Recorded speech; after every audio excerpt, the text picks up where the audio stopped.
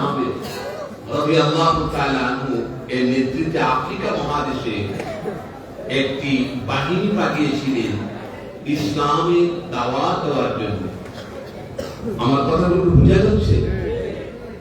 আপনারা এমন একটি দরবারের মধ্যে বসে আছেন যে দরবারটা অন্যান্য দরবারের মতো সাধারণ দরবার না। আপনারা যদি কেউ মনে করেন সাধারণ দরবার, সাধারণ জায়গায় বসে আছি, ভুল করবেন। কথা বুঝে আসতেছে? এটা ভুল করবেন। এই দরবারটা এটা হচ্ছে মদিনার দরবার। মদিনার সাথে যার সম্পর্ক হবে, মদিনার সাথে যার রিলেশন হবে, গভীর সম্পর্ক হবে, ওই লোকটি এই পৃথিবীতে না থাকে, মৃত্যুর পরেও হাজার বছর পরে তার লাশ সামান্য পচেনা বলে না। 1932 সাল, আমি তো শুরুই করতেছি না, আপনাদের কষ্ট হবে না তো? 1932 সাল, এখন হচ্ছে 2025, তাহলে 100 বছর পাইনি। এখন 1932 সালের কথা বলছি, বেশি দিন আগেকার কথা নয়। আপনার ইরাকের বাগদাদ থেকে 40 মাইল দূর মাদার, সেখান থেকে কোয়ার্টার মাইল দূর দুইজন সাহাবী কবর আছে। কি আছে? দুইজন সাহাবীর কবর, রওজা পাক সেখানে আছে। সেটা হচ্ছে সালমান পাক, বাগদাদ থেকে 40 মাইল দূর সালমান পাক, সেখান থেকে কোয়ার্টার কিলোমিটার দূর। সেটা দুইজন সাহাবী, হযরত জাবের বিন আব্দুল্লাহ রাদিয়াল্লাহু তাআলা আনহু এবং হুযায়ফা, দুইজন সাহাবী এর কবর সেই জায়গার মধ্যে আছে। কত সালের কথা বললাম? মাত্র 100 বছর আগে। তারা মারা গেছেন 1300 বছর আগে। কত বছর আগে? 1300 বছর আগে তারা মারা গেছেন, ইন্তেকাল করেছে। আমার ভাইয়েরা, 1300 বছর আগে তখনকার বাগদাদের প্রেসিডেন্ট আল্লাহ নবী, বিশ্বনবী, নবীদের নবী, নবীদের সম্রাট নবীজি সাল্লাল্লাহু আলাইহি ওয়াসাল্লাম তখনকার বাদশাকে বললেন, বাদশাহ, আমার দুইজন সাহাবী দরজা নদীর পাড়ে, তাদেরকে 1300 বছর আগে দাফন করা হয়েছিল। নদীর ভাঙন সৃষ্টি হয়েছে।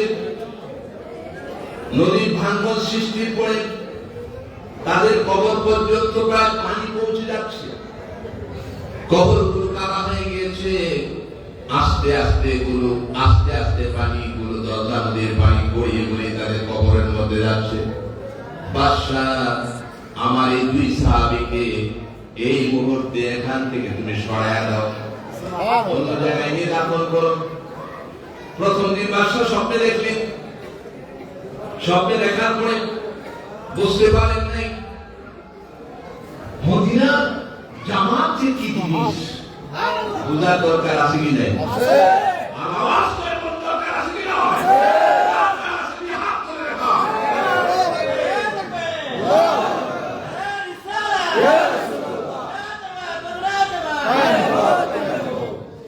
আমার ভাইয়েরা, মদিনার সাথে কেন সম্পর্ক রাখবেন? কেন মদিনার সাথে, মদিনার জগতের সাথে কেন এবার সম্পর্ক রাখবেন? দুনিয়াতে হাজার দল আছে কি নাই?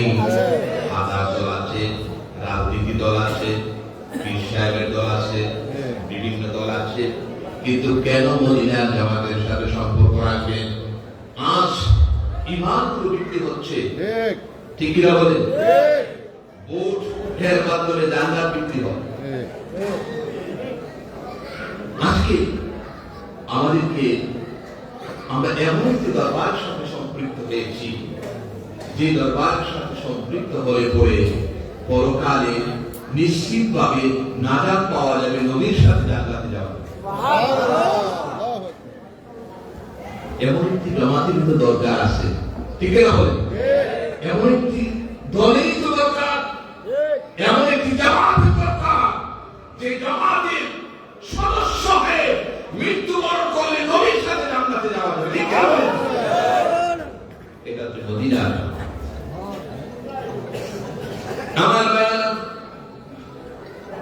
বাদশাকে স্বপ্নে দেখানো হলো। নবীজি সাল্লাল্লাহু আলাইহি ওয়াসাল্লাম স্বপ্নে দেখালেন বাদশাকে। বাদশা ভুলে গেলেন, সারাদিন কর্মব্যস্ততার মধ্যে বাদশা ভুলে গেলেন। এরপরে দ্বিতীয় দিন আবার স্বপ্নে দেখলেন, হে বাগদাদের বাদশা, আমার দুইজন সাহাবী তাদের কবরগুলো শেষ হয়ে গিয়েছে, দলদা নদীর পানিগুলো গড়িয়ে গড়িয়ে পড়ছে। অতএব এই দুইজন সাহাবীকে কষ্ট দেওয়া যাবে না। এরা মারা গেছেন কত বছর আগে? আরো ধরুন কত বছর? দ্বিতীয় দিন স্বপ্নে দেখার পরে এবার দেখা যায় বাদশা কি করবেন বুঝতে পারছিলেন। আবার তৃতীয় দিন একই স্বপ্নে দেখলেন। বাদশা তৃতীয় দিন স্বপ্নে দেখার পরে তিনি তখনকার প্রধানমন্ত্রী বুরসাইদ পাশা তাকে ডাকলেন, পাশা, একদিন নয়, 2 দিন নয়, 3 দিন স্বপ্নে দেখেছি বিশ্বনবী নবীদের সম্মান আমাকে নির্দেশ দান করেছে। আমি আপনারা ভারতের একজন শিব শক্তি নামে একজন দেবতা ছিল, নাম কি? ডক্টর শিব শক্তি। ভারতের 50,000 লোক তার পূজা করে, 50,000 লোক তার পূজা করত। এই লোকটা আমি তাকে দেখেছি, উনি বাংলাদেশে এসেছিল, পরবর্তীতে সে মুসলমান হয়েছে। এই শিব শক্তি আজ আকিদা বিশ্বাসগুলোকে একদম পিওর করা দরকার। দরবারের মধ্যে, দশাউফের মধ্যে কিছু জিনিস আছে মাহদুরা, এগুলো ছেড়ে দিতে হবে। এগুলোর সাথে সম্পর্ক আখলাকে দামিমা, রিয়া, কিবির, সুমা, উদ ইত্যাদি, এই নেফাক, শিরক, কুফর, বিদআত, খুরাফাত, এই সমস্ত জিনিস থেকে নিজের অন্তরটা ভালোভাবে পরিষ্কার করতে হবে। পরিষ্কার করে, কলবটা পরিষ্কার করে, তার মধ্যে যখন সমস্ত প্রকার আগাছাগুলো মুক্ত হয়, এটা যখন পরিষ্কার পরিচ্ছন্ন হয়, তখন এই লোকটার ভিতরে যখন জিকির ঢুকে, সাথে সাথে তার কলবের মধ্যে জিকির জারি হয়ে যায়। এখন এগুলোর জন্য আলাদা আলাদা ক্লাস আছে, ক্লাস। কথাটা বুঝে আসছে? ওয়াজ মাহফিলে তো বক্তারা শুধু ওয়াজ করে সুর দিয়ে এরপর চলে যায়। এখানে না থাকে রুহানিয়ত, না থাকে তার গভীর জ্ঞানের একটা আল্লাহর সাথে সম্পর্ক, নবী সাল্লাল্লাহু আলাইহি ওয়াসাল্লামের সম্পর্কে একটা ব্যবস্থা। আমরা চাই এই দরবারের মধ্যে যারা আসেন তারা যেন একটা রুহানি, মানে রুহের সাথে সম্পর্ক। কার সাথে? রুহের সাথে সম্পর্ক। এই রুহটা কিন্তু এই জড় পদার্থ নয়। আমরা যে বডিটা, এই বডিটা হলো জড় পদার্থ, আর রুহটা হচ্ছে এটা আল্লাহ পাকের একটা হুকুম, এটা আমর মিন আওয়ামিরিল্লাহ, আল্লাহ পাকের একটা নির্দেশ হচ্ছে রুহটা। وَيَسْأَلُونَكَ عَنِ الرُّوحِ قُلِ الرُّوحُ مِنْ أَمْرِ رَبِّي وَمَا أُوتِيتُم مِّنَ الْعِلْمِ إِلَّا قَلِيلًا। ভিন্ন আলোচনা, আমি সেদিকে যদি যাই তাহলে আজকে আলোচনা অন্যদিকে চলে যাবে, সেদিকে গেলাম না। এই রুহটা সব আল্লাহ পাকের একটা ওয়ার্ড। এই জন্য মানুষের এই দেহের মৃত্যু আছে, রূহের কোনো মৃত্যু নাই। এটা তো আল্লাহর ওয়ার্ডার। তো যে কথা বলছিলাম,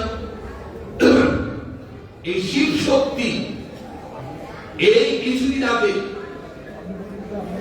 সে স্বপ্নে দেখেছে নবী সাল্লাল্লাহু আলাইহি ওয়াসাল্লাম তাকে নির্দেশ দিয়েছেন এই শিরক ছেড়ে দ্বীন গ্রহণ করার জন্য। সুবহানাল্লাহ। এটা বড় একটি ঘটনা। এই শিক্ষকটি পড়ে রাসূল করিম সাল্লাল্লাহু আলাইহি সেই নির্দেশ প্রাপ্ত হয় স্বপ্ন যুগে। কিসে? স্বপ্ন। এই সবাই বলুন কিসে? স্বপ্ন।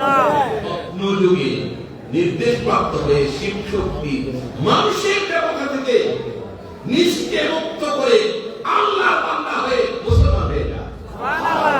বাংলাদেশে এসেছিল, আমি ওনার সাথে সাক্ষাৎ করি। আমি বলছি, আমার ভাইরা বলছিলাম, তাহলে এখন নবী সাল্লাল্লাহু আলাইহি ওয়াসাল্লাম রোজা পাক থেকে মানুষকে নির্দেশ দেয়, বিশ্বাস হয়? তো তারা বলে যে মুহাম্মদ সাল্লাল্লাহু আলাইহি ওয়াসাল্লাম মরে গেছেন। আলহামদুলিল্লাহ। মুহাম্মদ সাল্লাল্লাহু আলাইহি ওয়াসাল্লাম হাড্ডি, এই মাংস এগুলো পচে একাকার হয়ে গেছে। আলহামদুলিল্লাহ। আমি বলতে চাই আমার বাবাজিরা, আমরা কারো বিরুদ্ধে না, কিন্তু নবী সাল্লাল্লাহু আলাইহি ওয়াসাল্লামের ব্যাপারে, নবী সাল্লাল্লাহু আলাইহি ওয়াসাল্লামের মান সম্মানের ব্যাপারে যদি আঘাত করে কথা বলি, অথবা মান সম্মানের সামান্যতম কমতির ব্যাপারে যদি কেউ কথা বলে, একজন মুমিন আশিকে রাসূল সহ্য করতে পারে না, ঠিক কিনা বলে? সেজন্য আমরা বলি, নবীর দুশমন যারা, এদের সাথে কোনো আপোষ নাই, প্রয়োজন হলে জিহাদ করে এই সমস্ত দুশমনদেরকে বাংলাদেশ থেকে উদ্ধার করা হবে, ঠিক কিনা বলে? ফতোয়াবাজি করে, ফতোয়াবাজির একটা সীমানা থাকা দরকার। আমার ভাইরা, যে কথাটা বলছিলাম, বাদশাহ তখন নূর সাইদ বাদশাকে রাখলেন। নূর সাইদ প্রধানমন্ত্রী। বাদশাহ, আমি দেখেছি যে আমাদের নবী, বিশ্ব নবী, আমাদের কলিজার টুকরা, হৃদয়ের স্পন্দন, নবী সাল্লাল্লাহু আলাইহি ওয়াসাল্লাম আমাকে নির্দেশ দিয়েছেন সেই দজলা নদীর পাড়ে নবীর দুইজন সাহাবী লাশ আছে, সুবহানাল্লাহ। সেগুলোকে উঠাতে হবে, সেখান থেকে স্থানান্তর করতে হবে। তখন বেশি দিন নয়, মাত্র 1932 সাল। কোন সাল? মাত্র 1932। এখনো 100 বছর পাইনি। আমার ভাইরা, এবার দেখা যায় একটা সিদ্ধান্ত হলো, ঠিক আছে, যেহেতু নবী সাল্লাল্লাহু আলাইহি ওয়াসাল্লাম বলেছেন সেখানে দুইজন সাহাবীর লাশ আছে, দুইজন সাহাবীর লাশ সেখান থেকে তুলতে হবে, অন্য জায়গায় স্থানান্তর করতে হবে। কেমনে করব, কখন করব? তখন তিনি বললেন, ঠিক আছে, হজের মৌসুম, আমি হজে যাব। হজ থেকে যখন মানুষের আসবে, সারা পৃথিবী বিভিন্ন দেশে খবর দেওয়া হবে, সেখানে বিভিন্ন মুসলিম কান্ট্রি, বিভিন্ন রাষ্ট্রপ্রধান, বিভিন্ন উলামায়ে কেরাম, এরপরে সাংবাদিক, চিকিৎসা বিজ্ঞান, সবাই সেখানে উপস্থিত। এটা হচ্ছে 1932 সালে জিলহজ মাসের লাস্টে দিয়া, হজের পরে। এখন দুইজন সাহাবী, নবী সাল্লাল্লাহু আলাইহি ওয়াসাল্লাম বলছেন দজলা নদীর পাড়ে দুইজন সাহাবীর লাশ, তারা সেখানে গেলেন, সাহাবীর লাশ আছে কিনা দেখলেন, যে এক মাটি করে দেখলেন সাহাবীর লাশ আছে। এখন খবর দেওয়া হলো, সারা পৃথিবীর সাংবাদিক উপস্থিত। এই লাশগুলোকে সরাসরি সেখান থেকে উত্তোলন করে এখন নিয়ে যাওয়া হলো কোথায়? এই যে বললাম, বাগদাদ থেকে 40 মাইল দূর সালমান পাক, সেখান থেকে কয়টা কিলোমিটার দূর, সেই দুইজন সাহাবীর লাশ এখন দাফন করা আছে, সেখানে নিয়ে যাওয়া। আমার ভাইরা, সমস্ত সাংবাদিক, বিভিন্ন দেশের রাষ্ট্রপ্রধান, বিভিন্ন বড় বড় স্কলার, ওলামায়ে কেরাম সেখানে উপস্থিত। কবর করা হলো। কবর করার পর দেখতে পেলেন 1300 বছর আগে যে দুইজন সাহাবীর কথা নবী সাল্লাল্লাহু আলাইহি ওয়াসাল্লাম বলেছেন, হযরত হুযায়ফা রাদিয়াল্লাহু তাআলা আনহু এবং হযরত জাবের রাদিয়াল্লাহু তাআলা আনহু, দেখা যায় ওই দুইজন সাহাবী যেই কাপড়ে, যেই মার্কিন সাদা কাপড়ে তাদেরকে দাফন করা হয়েছে, দেখা গেল কাপড়ের মধ্যে সামান্য পোকা ধরে নেই, কাপড় সামান্য পুরান হয়ে যায় নেই, মনে হলো যেন এই মাত্র তাদেরকে দাফন করা হয়েছে, মনে হয় যেন নতুন কাপড় তাদের শরীরের মধ্যে নতুন কাপড় পরিধান অবস্থায় আছে। সুবহানাল্লাহ। 1300 বছর আগে যাদেরকে দাফন করা হয়েছে, 1300 বছর পর তাদের সেই কাপড় পর্যন্ত একটি পোকামাকড় স্পর্শ করতে পারে না। সুবহানাল্লাহ। আমার ভাইরা, এবার দেখা যায় দুইজন সাহাবীর লাশ ট্রেচারে করে, দুইজন সাহাবীর লাশ কবর থেকে উঠানো হলো, পারে রাখা হলো। আপনারা কি আমার সাথে আছেন? সবাই কথাগুলো শুনতেছেন? দুইজন সাহাবীর লাশ এখন তো কবর থেকে উঠানো হবে, কবর থেকে উঠানো হবে। এখানে জার্মানির বেশ কয়েকজন বড় বড় ডাক্তার সেখানে তারা উপস্থিত আছে। কোথাকার? জার্মানির বেশ কিছু ডাক্তার সেখানে উপস্থিত আছে এবং সারা পৃথিবীর বড় বড় ডাক্তার, স্কলার এবং সারা পৃথিবীর শ্রেষ্ঠ বিজ্ঞানী, সারা পৃথিবীর বড় বড় আলেমরা আর রাষ্ট্রপ্রধানরা সেখানে উপস্থিত আছে।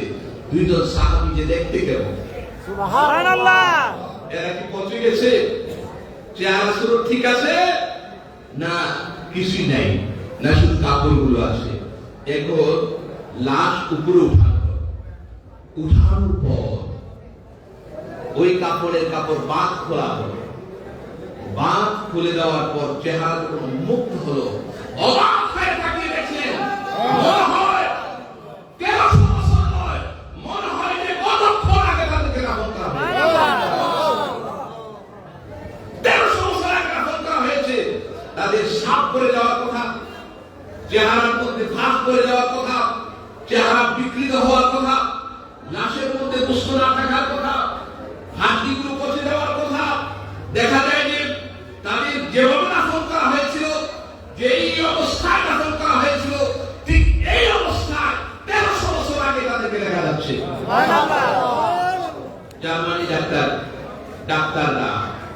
জার্মানি ডাক্তাররা এখানে উপস্থিত হলো, অবাক হয়ে গেল। কি যে তার চক্ষুগুলো কি অবস্থা দেখি। ওরা বড় বড় ডাক্তার দেখলো যে একজন জিন্দা মানুষের চক্ষু যেমন সে তাকায়, আমরা তাকাই কি তাকাই না? আপনি কি আমাকে দেখতে পাচ্ছেন? আপনার কথা শুনতেছেন সবাই? আপনারা দেখতে পাচ্ছেন? জিন্দা মানুষ যেভাবে তাকায়, ওই চিকিৎসা বিজ্ঞানী ছিল একজন চক্ষু বিশেষজ্ঞ ডাক্তার। তিনি বর্ণনা করছেন, মনে হয় যেন এই মানুষটা জিন্দা, একদম জিন্দা মানুষের চক্ষু যেমন স্পষ্ট দেখে।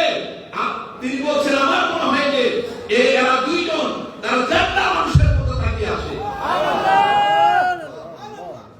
তিনি পরীক্ষা করলেন, পরীক্ষা করার পর এই জার্মানি ডাক্তার তিনটা অবাক হয়ে গেল। 1300 বছর আগে নবীর সাহাবীরা এখন এই অবস্থায়, জিন্দা অবস্থায় কেমনে আছেন? সবার সামনে তারা লা ইলাহা ইল্লাল্লাহ মুহাম্মাদুর রাসূলুল্লাহ বলে কালিমা পড়ে মুসলমান হয়ে যায়। সুবহানাল্লাহ।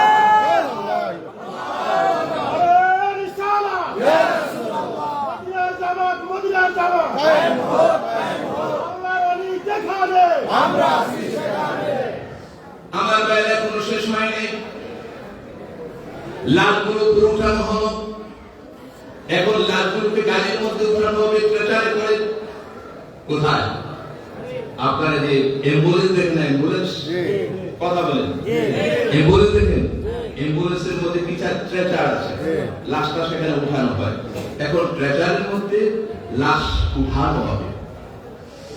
আমার বাইরে অবাক হয়ে সবাই তাকিয়ে দেখলো। তখনও ক্যামেরা ছিল।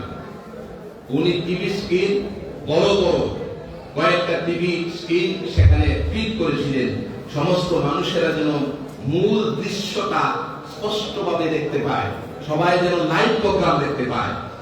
সবাই অবাক হয়ে তাকিয়ে দেখলো। হযরত জাবের রাদিয়াল্লাহু তাআলা আনহু, তাকে কেউ ধরতে হয় নাই,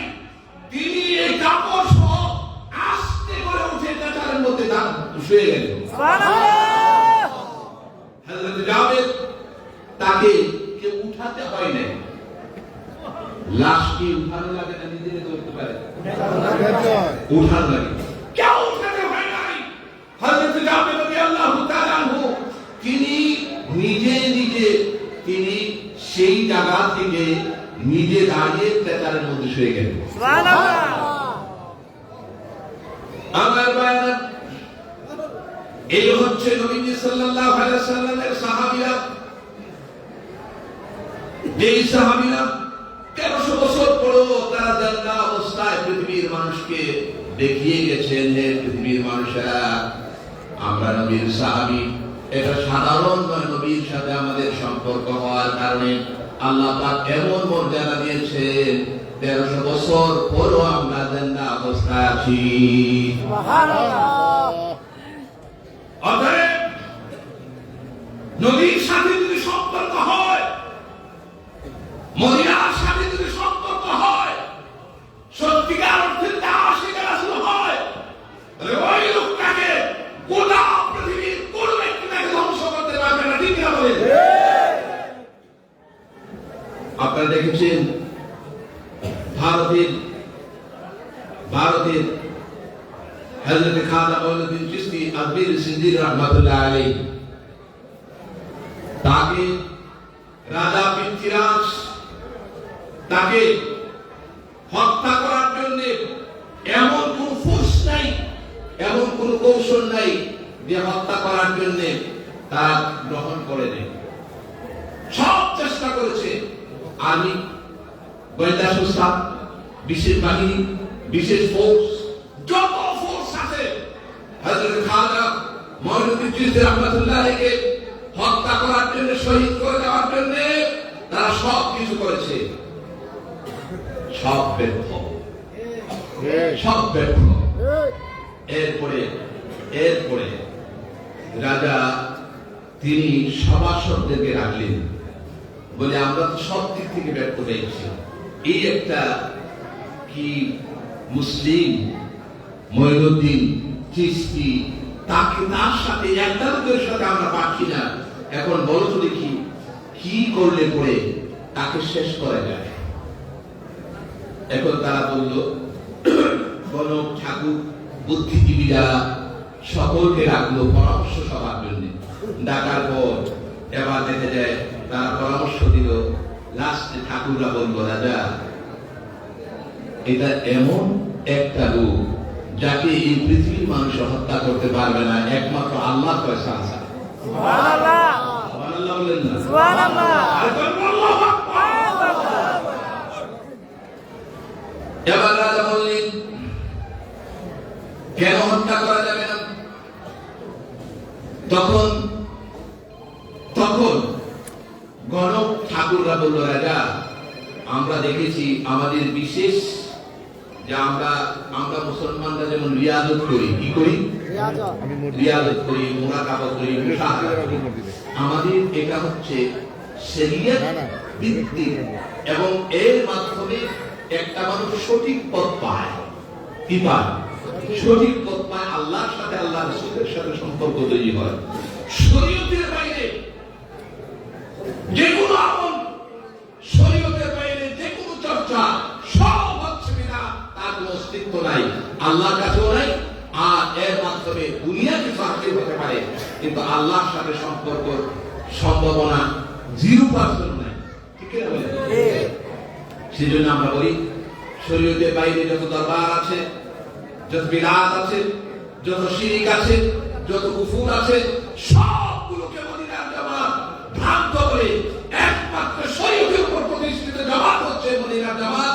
এবং এই শরীয়তের উপর যে দরবারগুলো আছে, এই দরবারগুলোকে আমরা সমর্থন করি, আর যা আছে একটাকে আমরা সমর্থন করতে পারি না।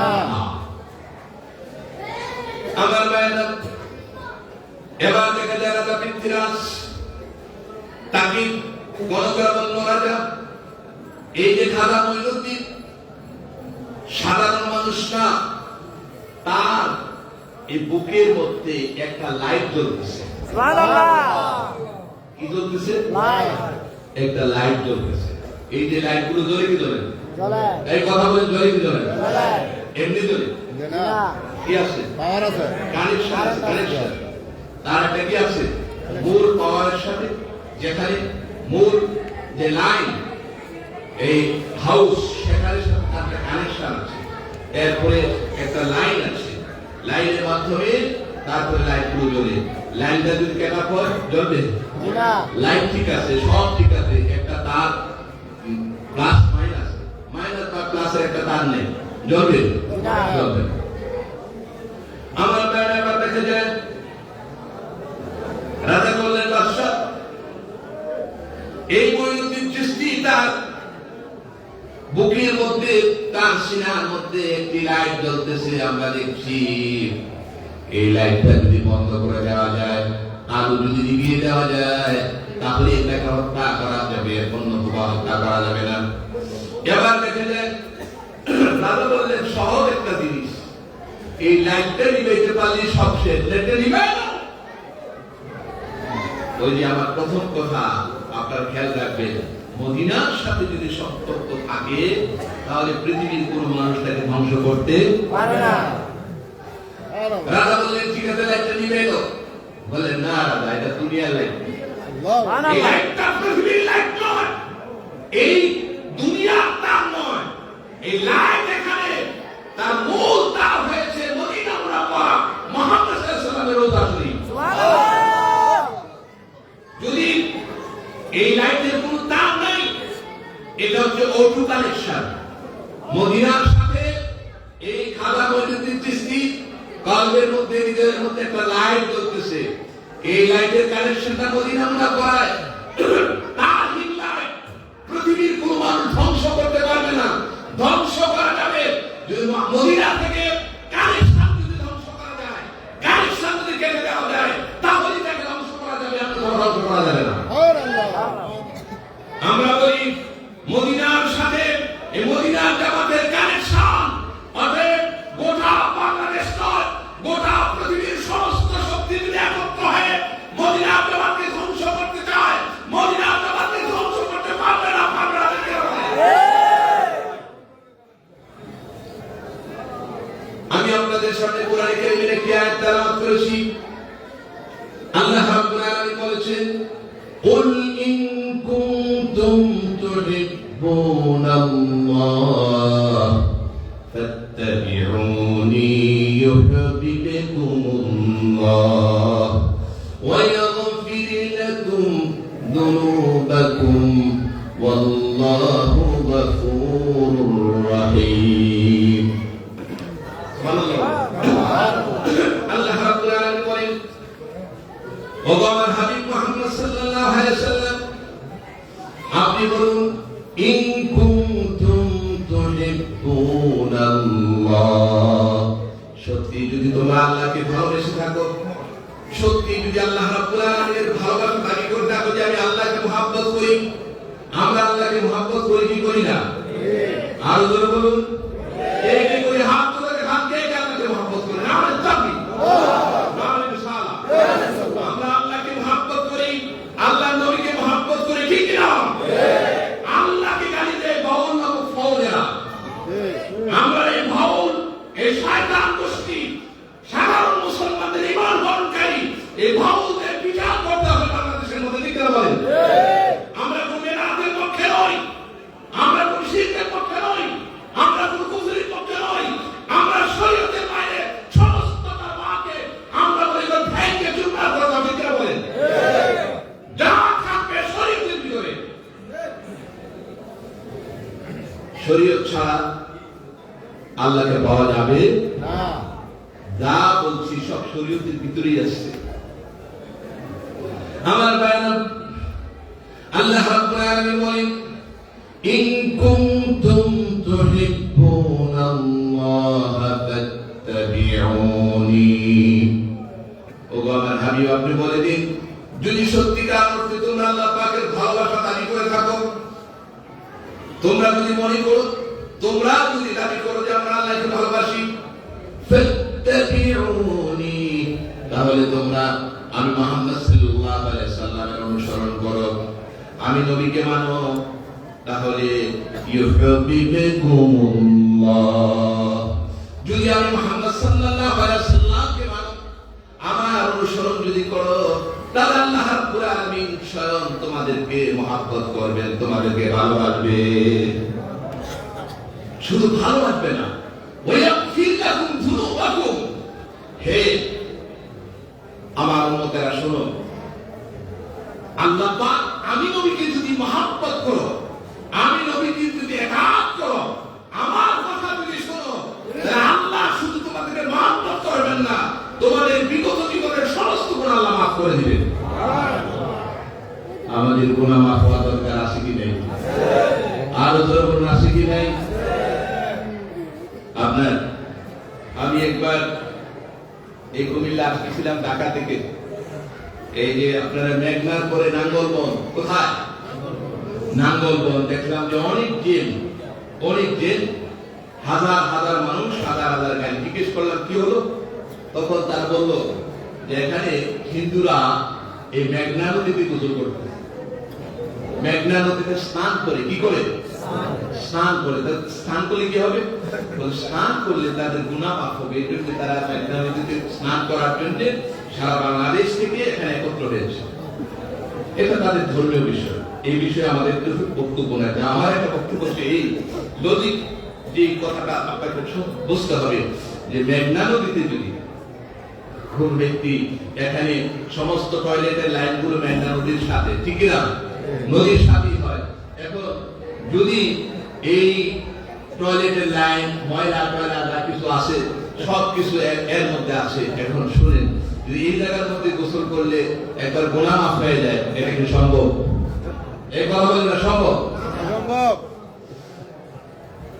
আমার ভাইরা,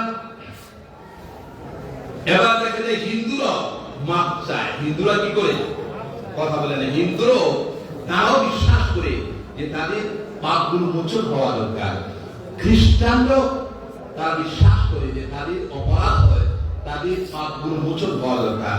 অন্যান্য ধর্মাবলম্বী যারা, তারাও বিশ্বাস করে যে তাদের গুনাহগুলো মাফ হওয়া দরকার, পরকালে শান্তি পাওয়া দরকার। এটা কি ইসলাম ছাড়া অন্য কোনো ভাবে সম্ভব? আরো সম্ভব? এই আয়াতের মধ্যে আল্লাহ রাব্বুল আলামিন বলছেন, ইউহিব্বুকুমুল্লাহু ওয়া ইয়াগফির লাকুম যুনুবাকুম। যদি তোমরা আমি মুহাম্মদ সাল্লাল্লাহু আলাইহি ওয়াসাল্লামের কথা যদি তোমরা মানো, আমি নবী সাল্লাল্লাহু আলাইহি ওয়াসাল্লামের কাজ যদি করো, তাহলে আল্লাহ রাব্বুল আলামিন শুধু তোমাদেরকে মহব্বত করবেন না, বরং আল্লাহ পাক তোমাদের জীবনের গুনাহগুলো মাফ করে দিবে। এই যে আমরা নবীজির মহব্বতের কথা বলি, এই মহব্বতটা একটা তো ওয়াজিব, দুই নম্বর এই মহব্বতের মাধ্যমে একজন মানুষ তার জীবনের গুনাহ মাফ হয়ে যায়, ঠিক না বলেন? সেই জন্য আমরা মহব্বতের কথা বলি। আমরা কামলা দরবার শরীফ, মদিনা জামাত কামলা দরবার শরীফ, আমাদের আপা হুজুর কেবলা, যিনি সারা জীবন ভর এই দরবারের জন্য, এই জামাতের জন্য আপনাদের সাথে কাজ করেছেন, আপনাদের জন্য কাজ করেছেন, মদিনা নবীর সাথে সম্পর্ক তৈরির জন্য, মহব্বত তৈরির জন্য কাজ করেছেন, ঠিক না বলেন? আজ আপা হুজুর দুনিয়াতে নাই। এই যে বলছিলাম যে আল্লাহর ওলিরা, আল্লাহ বিশেষ কিছু বান্দারা মৃত্যুর পর তাদের পাওয়ার আরো বেড়ে যায়। এখানে অনেক মুরিদিন আছেন যাদের সাথে আব্বা হুজুর কামলা মৃত্যুর পরও স্বপ্ন যুগে যাদের সাথে কথা হয়েছে। আমি বেশ কিছু তথ্য ইতিমধ্যে জেনেছি, জানি, অনেক তথ্য। অমুককে বলছে তুমি এই কাজটা করো, অমুককে বলছে তুমি এই কাজটা করো। এখনো দিক নির্দেশনা হচ্ছে। আমরা আপনাদেরকে মদিনার দিকে, মদিনার সাথে সম্পর্কের জন্য কথা বলে, ঠিক না বলেন? এখন আমাদের এই মদিনার সাথে সম্পর্কের প্রয়োজন আছে কিনা? কার কার আছে হাত তুলে দেখান।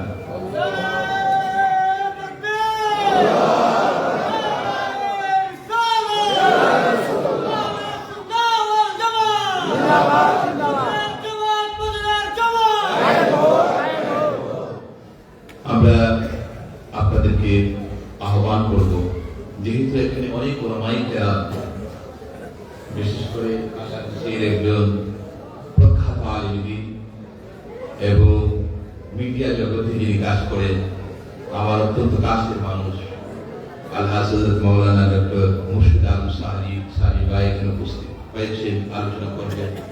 এখানে মাওলানা আল্লামা মুমিনুল হক সাহেব আছেন, এখানে আর অনেক ওলামায়ে কেরাম আছেন, সবাই কিছু কিছু কথা বলবে আপনাদের সামনে ইনশাআল্লাহ। তো আমি পরিশেষে যে কথাটা বলতে চাই যে হুজুর কেবলা মারা গেছে, দরবার কি চলে গেছে?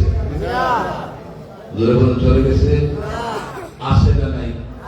দরবার আছে। আপনারা বলে রাখবেন, দরবারের সাথে সম্পর্ক রাখবেন। বিশেষ করে আমাদের বড় ভাই আল্লাহ হযরত মাওলানা সাইফুর রহমান খন্দকার, উনি একটা কামিল মাদ্রাসার হেড মুহাদ্দিস ছিলেন। দরবার পরিচালনার কারণে সেখানে তিনি সময় দিতে পারছেন না। তো আব্বার গ্যাপটা পুরো হচ্ছে, উনি পূরণ করতেছেন। আমরা তো আছি, বাংলাদেশের শীর্ষস্থানীয় ওলামায়ে কেরাম এই দরবারের সাথে আছে। আলহামদুলিল্লাহ, বাংলাদেশের শীর্ষস্থানীয় ওলামায়ে কেরাম মদিনার জামাত কামাল্লা দরবার শরীফের সাথে আছে, ঠিক না বলেন? আমরা হকের উপরে আছি ইনশাআল্লাহ। আপনারা যথাযথভাবে রিয়াজ, ওই যে আসলাম গেলাম, তাহলে তার কি হবে না? তার কি হবে? তার কি জন্য কিছু কষ্ট করতে হবে, মেহনত লাগবে। তার কি জন্য মানে আপনার রুহানি জগতে আপনার আরো উন্নয়নের জন্য, আরো আল্লাহ রাসূলের সাথে গভীর সম্পর্কের জন্য রিয়াজ লাগবে, কষ্ট লাগবে, মেহনত লাগবে। আপনারা তাহাজ্জুদের নামাজ পড়বেন, মা বোনেরা এবং যারা আছেন তাহাজ্জুদের নামাজ পড়বেন, ইশরাকের নামাজ পড়বেন।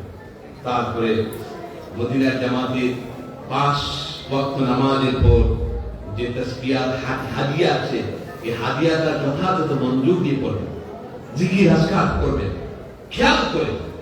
এগুলো খেয়ালের বিষয়, এগুলো মনোযোগের বিষয়, এগুলো সাধারণ জিনিস নয়, ভাষা। আমার কথাগুলো বুঝে আসতে আপনাদের, এগুলো ভাষা জিনিস নয়। এগুলো পাওয়ার এত বেশি, এগুলো পাওয়ার, এই পাওয়ারটা যে তৈরি হয়, পাওয়ার এত বেশি যে একজন মানুষের কথা গাছ মাছ প্রাণী পর্যন্ত শুনে। ওই যে বলছিলাম, শেষ করে দিচ্ছি, হযরত আমির মুআবিয়া রাদিয়াল্লাহু তাআলা এর সময় 52 হিজরি, প্রায় 1400 বছর আগে, তিনি আফ্রিকা মহাদেশে উকবা বিন আমির রাদিয়াল্লাহু তাআলার নেতৃত্বে তিনি সৈন্যবাহিনী পাঠিয়েছিলেন আফ্রিকা জঙ্গলে। তার জঙ্গল দিয়ে যাবেন কিনা, এখানে বিশ্বদক সাপগুলো আছে, এখানে বাঘ আছে, ভাল্লুক আছে, বড় বড় হিংস্র প্রাণীরা আছে। সাহাবায়ে কেরাম সেখানে যাওয়ার উকবা বিন আমির বললেন, হে এই জঙ্গলের অধিবাসী, এই হিংস্র প্রাণীরা, তোমরা শোনো, নাহনু আসহাবু রাসূলিল্লাহ, আমরা হচ্ছি নবীর সাহাবী, অতএব আমাদের জন্য তোমরা পথ ছেড়ে দাও। হিংস্র প্রাণীদেরকে তিনি ওয়াদা করলেন, এই জঙ্গল ছেড়ে দাও, জঙ্গলের মধ্যে আমরা ইন্না নাযিলুনা হুনা, আমরা একটা অবস্থান করব, আমাদের জন্য জঙ্গল ছেড়ে দাও।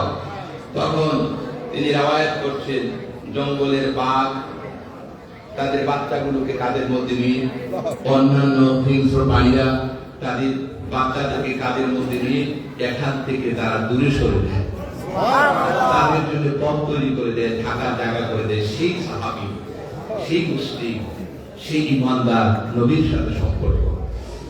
আসুন, আমি যে কথাগুলো বললাম আপনাদের কষ্ট হয়নি তো? কষ্ট হয়নি তো? বিরক্ত হয়নি তো? আল্লাহ পাক যেন আমাদের আমল করার তৌফিক দান করেন, এটা আল্লাহর খেদমত করবেন। বড় ভাই এখন আছে, ওনার দিক নির্দেশনাগুলো মেনে চলা অবশ্যই প্রয়োজন। আবু হুজুর কেবলার অবর্তমানে এখন উনি হাল ধরেছেন, ওনার দিক নির্দেশনা মানা প্রয়োজন। আপনারা ঘরে ঘরে দুর্গ তৈরি করেন, ঘরে ঘরে। আপনি এইটা মনে করবেন না যে আমি একটা দলের জন্য না, বরং এটা দ্বীনের জন্য এবং পরকালের মুক্তির জন্য, গুনাহ মাফের জন্য আপনারা এই কাজগুলো করেন ইনশাআল্লাহ। আজকে আমি এখানে বিদায় নিতে চাই। সবাই ভালো থাকেন ইনশাআল্লাহ। আল্লাহ পাক যেন সকলকে আশিক রাসূলের সাথে কবুল করে, আমিন। নবী সাল্লাল্লাহু আলাইহি ওয়াসাল্লামের দিদার যেন সকলকে দান করে। আসসালামু আলাইকুম ওয়া রাহমাতুল্লাহি ওয়া বারাকাতুহু। ওয়ালাইকুম সালাম। সাবধান, নিশ্চয়ই যারা আল্লাহর ওয়ালি হবে তাদের নেই কোনো ভয়, নেই কোনো চিন্তার কারণ। আল কোরআন। সমবেত কামাল্লা দরবার শরীফের সম্মানিত আশিকিন, জাকিরিন, মুহিব্বিন, খোলাফায়ে ইজাম ভাইয়েরা, অত্যন্ত জ্ঞান গভীরতাপূর্ণ নসিহা আমরা শুনতে পেরেছি, শুনছি, আমাদের ভালো লাগছে না? সকলে বলুন আলহামদুলিল্লাহ। আলহামদুলিল্লাহ। এত খুব ধার আলোচনা যিনি করছেন, প্রখ্যাত একজন আলেমে দ্বীন দরবার শরীফের গর্ব বলি প্রধান খলিফা উস্তাদ হযরত আল্লামা শেখুল হাদিস মাওলানা মুফতি বদিউল আলম সরকার সাহেব হুজুর চমৎকার আলোচনা করার জন্য আমাদের সকলের পক্ষ থেকে হুজুরের জন্য মারহাবা, মুবারকবাদ। হুজুরের আল্লাহ তাআলা যেন সুস্থ রাখেন, হায়াতটাকে লম্বা করে দেন। হুজুরের সিনা কণ্ঠকে যেন আল্লাহ তাআলা কোরআন, হাদিস, দরবার, তাসাব্বুফ, তাসকিয়া নফস আর তরিকতের জন্য আর প্রসারিত করে দেন। মুহাব্বত দিয়ে বলেন আল্লাহুম্মা আমিন। সমবেত হাজিরিন, এখন কোরআন হাদিসের আলোকে আরো গুরুত্বপূর্ণ তাকরীর শুনব।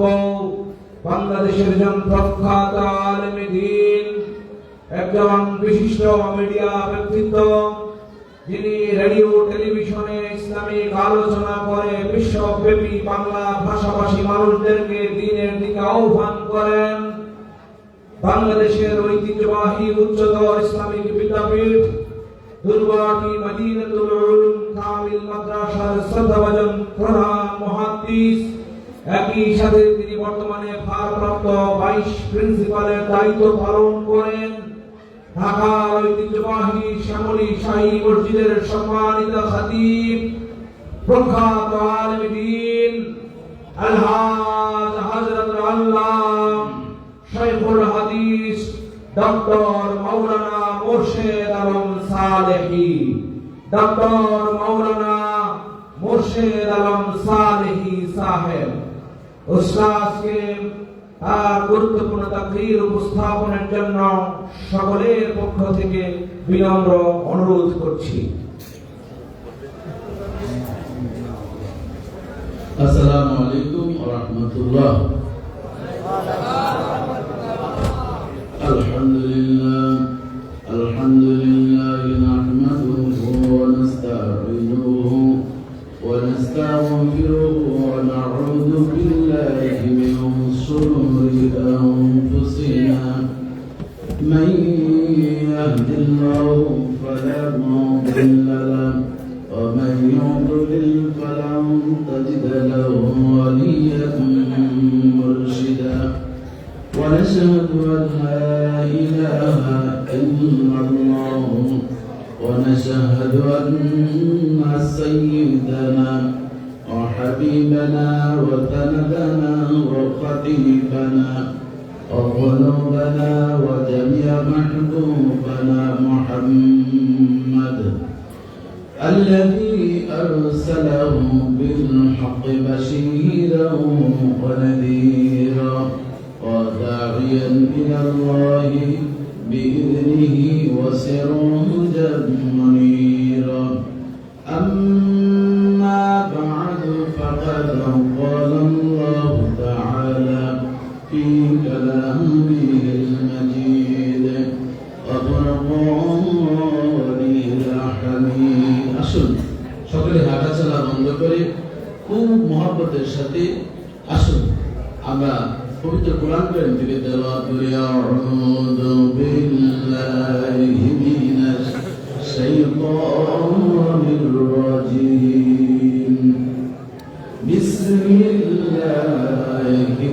রাহমানির রাহিম। ইন্নাল্লাযীনা আমানু ওয়া আমিলুস সালিহাতি سيجعل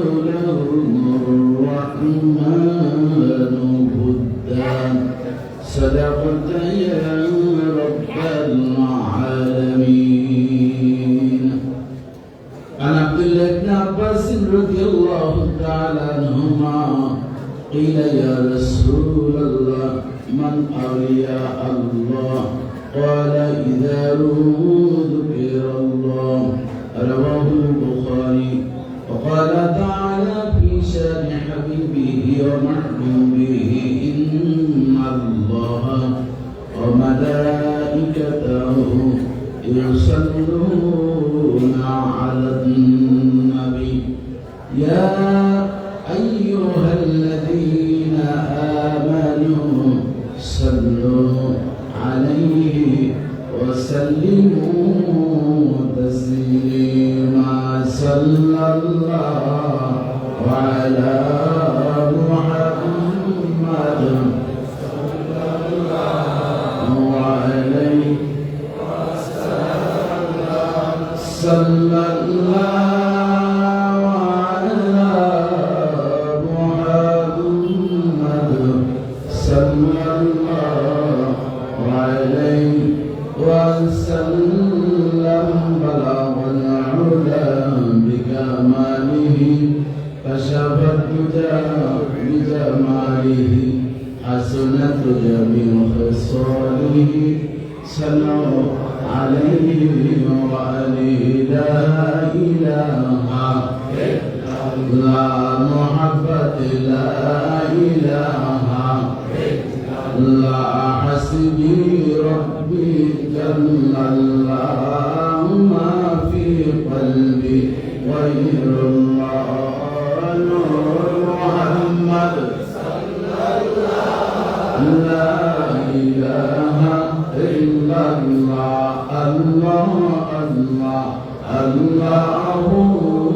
لا إله إلا هو. الله الله لا إله إلا هو. الله الله لا إله إلا هو.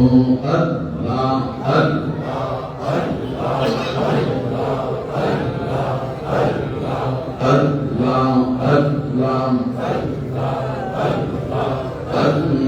لا إله إلا الله محمد رسول الله صلى الله عليه وسلم.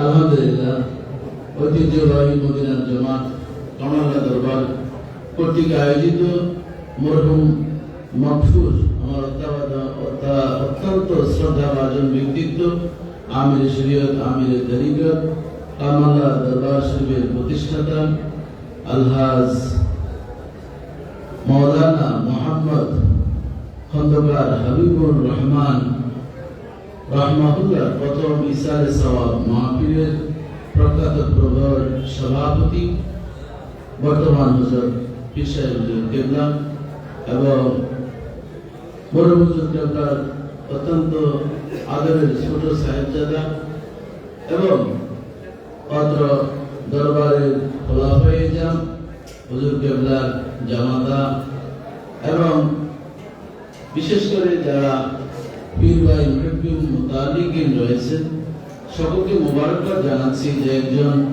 আল্লাহর ওলির ইসালে সওয়াব মাহফিলে আপনারা স্বতঃস্ফূর্তভাবে এসেছেন।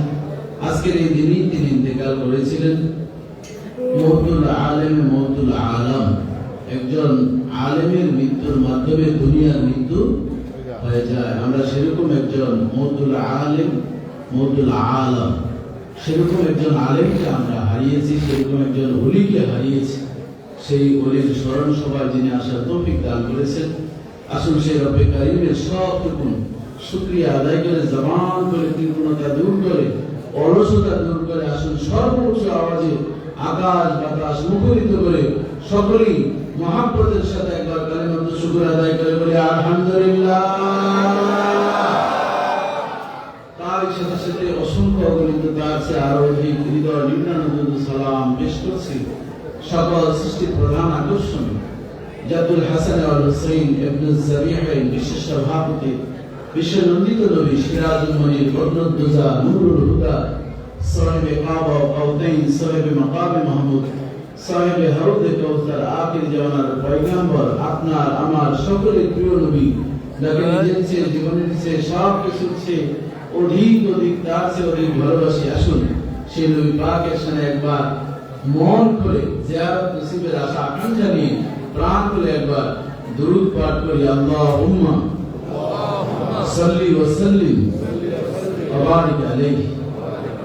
বাবাজি বন্ধুরা আমার, আজকের এই রুহানি সালে সওয়াবের মাহফিলে এসে আপনারা খুশি না বেজার?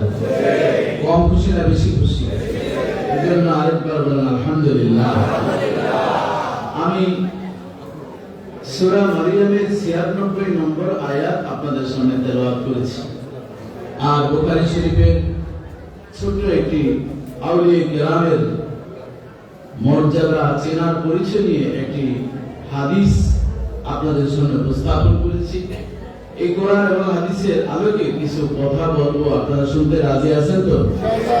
কারা কারা রাজি নেই? হাজারে রাজি নাই? আপনারা বুঝতে পারেন নাই? সবাই রাজি আছেন তো? কারা কারা রাজি আছেন? দু হাত করে আল্লাহকে সিসিতে দেখে নারে তাকবীর, নারে রিসালাত, আল্লাহ দরবার শরীফ। আল্লাহ কবুল ও মঞ্জুর করে বলেন আমিন। সবাই তো উপস্থিতি, আল্লাহ সুবহানাহু ওয়া তাআলা সূরাতুল মারিয়ামের ৯৬ নম্বর আয়াত নাযিল করলেন। প্রত্যেকটি আয়াত বা কোন না কোন আয়াত এবং সূরার বিশেষ কিছু শানে নজুল রয়েছে। এই শানে নজুল সম্পর্কে একটা কিতাব আছে। এই কিতাবের নাম হচ্ছে লুবাবুন নুকুল ফি আসবাবিন নুজুল। এই কিতাবটি লিখেছেন আল্লামা জালালউদ্দিন সুয়ুতী রাহমাতুল্লাহ আলাইহি, যিনি তাফসীরে জালালাইনের ১৬ পারা থেকে ৩০ পারা লিখেছেন। শেষের অংশ তিনি হচ্ছেন জালালউদ্দিন সুয়ুতী রাহমাতুল্লাহ আলাইহি। প্রথম পারা থেকে ১৫তম পারা পর্যন্ত যিনি লিখেছেন তিনি হচ্ছেন জালালউদ্দিন মহল্লি রাহমাতুল্লাহ আলাইহি। একই জায়গায় ওনাদের জালাল, ওনাদের যেই এলাকার নাম, সেই হিসাবে দুইজনকে একত্রে জালালাইন বলার জন্য এই তাফসীরের কিতাবের নামটাও করা হয়েছে কি তাফসীরে জালালাইন। সব ধরনের আলেম ওলামার কাছে একটি গ্রান্টেড তাফসীর। এই তাফসীরের কিতাবের নাম কি? তাফসীরে জালালাইন।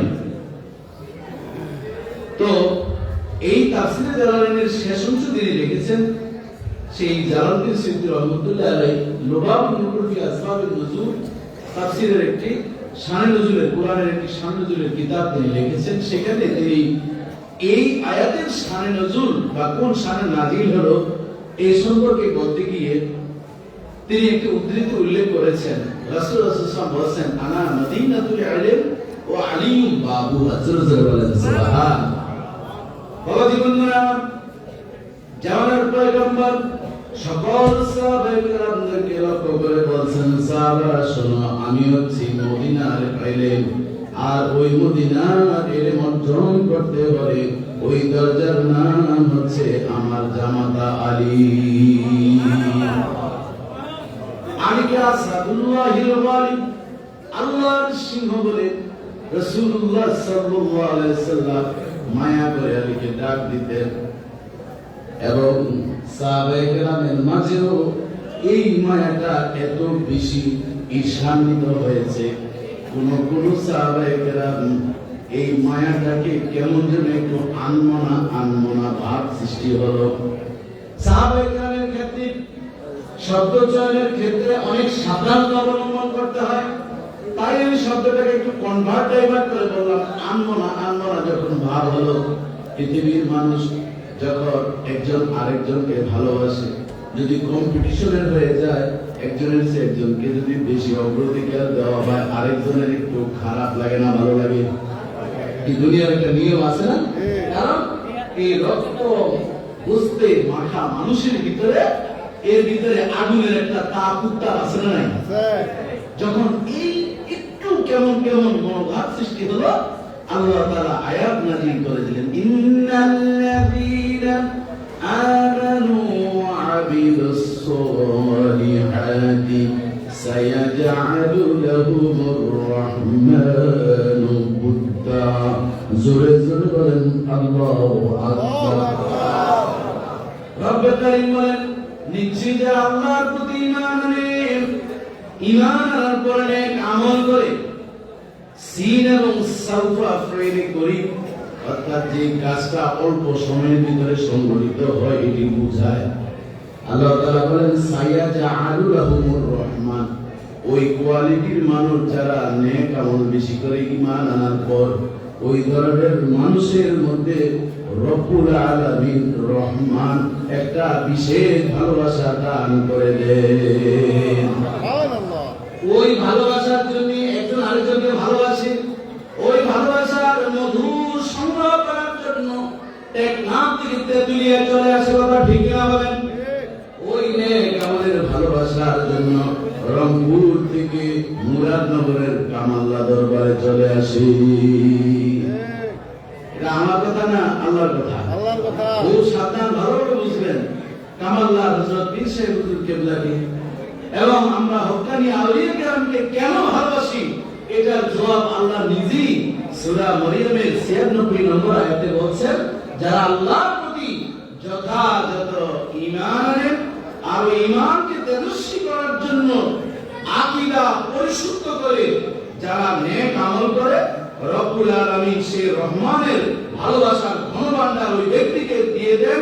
ওই ধন নেওয়ার জন্য তার কাছে সারা বাংলার মানুষগুলো প্রত্যন্ত অঞ্চল থেকে মৌমাছির মতন ছুটে আসে, কথা ঠিক কিনা বলেন? জবান খুলে বলেন আল্লাহু আকবার, আর জবান খুলে বলেন আল্লাহু আকবার। তাহলে কামাল্লাহর দরবারে কি জন্য আসছেন? ভুনা খিচুড়ি, তিহারি, খাবার খাওয়ার জন্য, কি নেওয়ার জন্য? ওই যে হুদ্দা আলী রাদিয়াল্লাহু তাআলাকে সাহাবায়ে কেরাম ভালোবাসেন, আল্লাহ ভালোবাসেন। আসাদুল্লাহ নবী বলছেন, নবী বলছেন এলেমে ঘাটি হচ্ছে আমি। ওই এলেমের ঘাটির কাছে আসতে হলে কার কাছে যেতে হবে? আলীর কাছে। আগে আইডি কার্ডটি তুমি সংগ্রহ করো, তারপর আমার কাছে আসবে। সাহাবায়ে কেরামের ভিতরে কানাঘুষা শুরু হলো, সাথে সাথে কোরআনের আয়াত নাযিল, আল্লাহ বলছেন, এক আলীর ভিতরে আমি যে ঈমান দিয়েছি সেই ঈমান সরাসরি আমি রব্বুল আলামিন দান করেছি। জোরে জোরে বলেন আল্লাহু আকবার। শতাধিক সাহাবায়ে কেরাম কামুজ দুর্গকে বিজয় করার জন্য চেষ্টা করলেন। সেই দরজাটা হাতে নিয়ে তিনি ডাল হিসাবে 80 মনের উপরে ওজন, সেটাকে বাম হাতে নিলেন। বাম হাতে নিয়ে যখন জাগিয়ে ফেললেন, ডাল হিসাবে ব্যবহার করলেন, কামুজ দুর্গ জয় হয়ে গেল। সাহাবায়ে কেরাম বলেন, এরপর আমরা শতাধিক সাহাবায়ে কেরাম তিনি যখন যুদ্ধে জয়লাভ করার পর ওই কামুজ দুর্গের দরজাটা যখন উঠানোর জন্য চেষ্টা করলাম, 100-এর উপর সাহাবারা মিলে এক কোণ আমরা জাগাতে পারি নাই। এই শক্তি দান করেছেন কে? এই শক্তি দান করেছেন কে? আরো জোরে বলেন কে? সে আল্লাহ আছেন না নাই? যেমন ছিলেন তেমন একই রকম আছেন। কুল্লু মান আলাইহা ফান ওয়া ইয়াবকা ওয়াজহু রাব্বিকা যিল জালালি ওয়াল ইকরাম।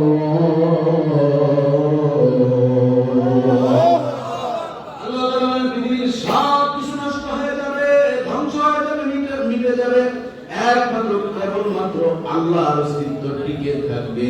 সেই আল্লাহ আজকে আমাদের এই মজলিসে আছেন না নাই? আকীদার ভিতরে ভেজাল। এজন্য আমি একটি বই লিখেছি, এখানে আকীদা ও ইবাদত এবং সহিহ আকীদায়ে নাজাতের পর আমাদের কারো কারো চিন্তা আল্লাহ শুধু আরশে আজিমে আছেন। কোথায় আছেন? নাউজুবিল্লাহ বলবেন না? আল্লাহ কি শুধু এক জায়গায় থাকা? আল্লাহ তাআলা নিজেই তো বলেন, নাহানু আকরাবু ইলাইহি মিন হাবলিল ওয়ারিদ, আমি তোমাদের এই ঘরের সাহিরা তোমাদের কাছাকাছি, এর চেয়েও আমি আরো কি কাছাকাছি। ওয়াইদা সাআলাকা ইবাদি আন্নী ফাইন্নী করিব উজিবু দাওয়াতাদ দাঈ ইযা দাআন। আপনাকে লোকেরা যখন জিজ্ঞাসা করবে আমি কোথায়, কেমন থাকি, কি অবস্থায় থাকি, আপনি বলে দেন যখনই বান্দা ডাকে আমি আল্লাহ বান্দার ডাকে সাড়া দিতে একটু বিলম্ব করি না। যিনি বিলম্ব করেন না তিনি কে? আল্লাহ। সেই আল্লাহকে পাওয়ার জন্যই আমরা আসছি। কথা ঠিক না বলেন? এই যে মায়া মহব্বত লাগিয়ে নয় রজব আল্লাহ ওলি মরহুম কামাল্লাহ হযরত পীর সাহেব হুজুর কেবলা বিদায় নিলেন, সেই হুজুর কেবলা এখন নাই। তবে আসছেন কেন? কিসের কারণে আসছেন? সেই মায়ার জালে আবদ্ধ হয়েছেন, ভালোবাসার জালে আবদ্ধ হওয়ার কারণে আসছেন। কথা ঠিক না বলেন? এই যে একটু আগে আমার বন্ধুবর মুফতি বদিউল আলম সরকার অধ্যক্ষ মাহমুদাতুল কামেল মাদ্রাসা, আমরা বহু বছর যাবত একত্রে ওয়াজ মাহফিল মিডিয়াতে কাজ করি এবং বিভিন্ন আরো অন্যান্য অর্গানাইজেশনে আমরা জড়িত আছি। তিনি যে কতগুলো চমৎকার কথা বলছেন যে হুজুর ইন্তেকাল করেছেন, আল্লাহ ওলিরা আল্লাহ ইন্না আউলিয়া আল্লাহি লা ইয়ামুতু, এটি আকায়েদে রাসূলিতে আমরা আমাদের ছাত্রদেরকে পড়াই যে যারা আল্লাহ ওলি তারা স্বাভাবিক মানুষের মতো মৃত্যু হয় না, তারা মরেও অমর করে তাদের রূহগুলো সায়ের করতে থাকে, এভাবে চলাফেরা করতে থাকে। এবং রাসূলুল্লাহ সাল্লাল্লাহু আলাইহি ওয়াসাল্লাম বলেন, আমাকে তোমরা জীবিত অবস্থায় যেমন আমার থেকে ফায়দা নিয়েছো, আমাকে ইন্তেকালের পরও তোমরা আমাকে সেভাবেই পাবে। আল্লাহু আকবার। মান জানি ফি হায়াতি কামান জানি বাদা মামাতি, আল্লাহু আকবার। মুসনাদে আহমদ হাদিসে রাসূলুল্লাহ সাল্লাল্লাহু আলাইহি ওয়াসাল্লাম বলেন, আমার কাছে তোমরা যে বিভাবে জিয়ারত করার জন্য জীবিত অবস্থায় এসেছো, আমার ইন্তেকালের পরও বিভাবে তোমরা আমার কাছে আসবে। মান জানি ফি হায়াতি, যে আমার জীবদ্দশায় এসেছো, কামান জানি বাদা মামাতি, সে কেমন যেন আমার ইন্তেকালের পরও মদিনা রওজা আল্লাহকে যখন যাবে সালাত দিবে, আমি নবী নিজ কানে সালামের উত্তর শুনতে পাই, সালাম শুনতে পাই এবং নিজেই আবার ওই উম্মতের সালামের জবাব দিয়ে থাকি। বাবা জীবনদান, এজন্য আমি এই আকীদা ও ইবাদত এই কিতাবের মধ্যে হায়াতুন নবী মুহাম্মদ রাসূলুল্লাহ সাল্লাল্লাহু আলাইহি ওয়াসাল্লাম এই বিষয়ে আমি অনেকগুলো দলিল দিয়েছি। তিরমিজি শরীফের একটি হাদিস আমি এখানে নোট করেছি। আমার নবী বলেন, মান সাল্লা ইনদা কবরি সামিতুহু ওয়া মান সাল্লা নাইয়া কুবলিতু, যে আমার রওজা মুবারকের পাশে এসে সালাম দেয়, আমি নবী নিজ কানে শুনতে পাই, আর যে দূর থেকে কামাল্লাহ দরবার থেকে সালাম দেয়, আমি নবীর কাছে সালামগুলো প্রতি মুহূর্তে পৌঁছিয়ে দেওয়া হয়। নবীরা জীবিত না মৃত? আল আম্বিয়া আহয়াউন ফি কুবুরিহি ওয়া ইউসাল্লুনা ওয়া ইয়ারযুকুনা, রাওয়াহু মুসলিম। আল্লাহু আকবার। নবীরা কবরে জীবিত, তারা নামাজ পড়ে, রিজিকও দেওয়া হয়। নবীজি বলেন, আমি এই যে রজব মাস আমি যাচ্ছিলাম, আমার কয়েকটা ট্রানজিট হয়েছে, তার মধ্যে একটি ট্রানজিট হয়েছিল মুসা নবীর কবরের পাশে। আমি তখন রাইতু বিআইনাইয়া, আমি আমার দু চোখ দিয়ে দেখেছি। আমি এই বইতে লিখেছি সশরীরে মেরাজ, বিস্তারিত আমি লিখেছি। রাসূলুল্লাহ সাল্লাল্লাহু আলাইহি ওয়াসাল্লামের সেই হাদিসকে আমি আপনাদের সামনে উপস্থাপন করছি। আমি একটা উল্লেখযোগ্য একটি অংশ এখানে নিয়ে এসেছি, কারণ এখন ইউটিউবের ভিতর অনেকে বলছেন যে মেরাজ নবী সশরীরে হয় নাই, আল্লাহর দিদার হয় নাই, স্বপ্নযোগে হয়েছে। বলে কি বলে না? নাউযুবিল্লাহ বলে। এই জন্য সেই হাদিস নিয়ে রাসূলুল্লাহ সাল্লাল্লাহু আলাইহি ওয়াসাল্লাম বলেন, হয়তো বিআইনাই, আমি আমার দু চোখ দিয়ে দেখতে পেয়েছি মুসা নবী তার কবরের মধ্যে তিনি দাঁড়িয়ে নামাজ পড়ছেন, আবার তার সামনে এক পাশে ফল ফলাদি জান্নাতি খাবার আমি দেখতে পেয়েছি। সুবহানাল্লাহ, একটু জোরে সোরে বলা যায় না?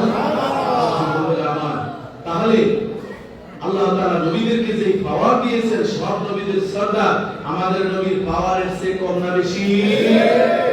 আচ্ছা, সেই নবীর সাথে যার জিয়ারত নসিব হয়েছে, যার কথা হয়েছে, দমে দমে যিনি রাসূলুল্লাহ সাল্লাল্লাহু আলাইহি ওয়াসাল্লামের জিয়ারত নসিব করেছেন, তিনি হচ্ছেন এই কামাল্লাহ দরবারের কর্ণধার মরহুম হযরত পীর সাহেব হুজুরের কথা ঠিক কি আমাদের? অসংখ্য বিদাত আছে যাদেরকে আমি চিনি, হুজুরের হাতে বয়ান গ্রহণ করেছেন, দাবি করেছেন, ওই হাতে হাত রাখা অবস্থায় হায়াতুন নবী জিন্দা নবীর জিয়ারত নসিব হয়েছে। কথা ঠিক কি আমাদের? এই কামাল্লাহ দরবারের আল্লাহর ওলি দেখুন, আজকে আমার আরেক জায়গায় আরেকটি প্রোগ্রামের কথা ছিল, কি কারণে জানি না মাওলানা খেলা ওই প্রোগ্রামটি চেঞ্জ হয়ে গেল। আমাকে বর্তমান হযরত পীর সাহেব হুজুর কেবলা এদিকে দড়িকান্দি একটা এলাকা আছে নাকি কোন জায়গায়, যেন যাই হোক, বর্তমান হুজুর কেবলা এই দেখলেন হয়তো বা কারোর কাছে জানছেন যে আমি ওই এলাকায় আসছি। আমার হঠাৎ ফোন দিয়ে এই গত কয়েকদিন আগে বললো যে আমরা একই সাথে পড়াশোনা করেছি সাসিনা মাদ্রাসায়, সেই হিসাবে বন্ধুবর হিসাবে যেভাবে কথা বলা সেভাবে যে দোস্ত তুমি এখানে আসলা 1-2 কিলোমিটার দূরে, বলে তো আমরা জানতাম বা ইত্যাদি। তখন বলতে বলতে দোস্ত আব্বার তো এইভাবে ইসালে সাহেবের মাহফিল তো 30 তারিখে। তো আমি বললাম দেখি আমার ওই প্রোগ্রামটা কি হয়। দেখা গেল প্রোগ্রামটা কোনো না কোনো কারণে ক্যান্সেল হলো। তার মানে আল্লাহর ওলির ফায়দা এবং বরকতের মাধ্যমে আজকে আমাকেও এই কোরআন নাখালটাকে আসার ব্যবস্থা করে দিয়েছেন। কথা ঠিক না? এটাই হচ্ছে আল্লাহর ওলিদের ফিউজা, আল্লাহর ওলিদের এই যে রে, এই আলোক রশ্মি, ইত্তাকু ফিরাসাতাল মুমিনিন ফাইন্নাহু ইয়ানজুরু বিনুরিল্লাহ।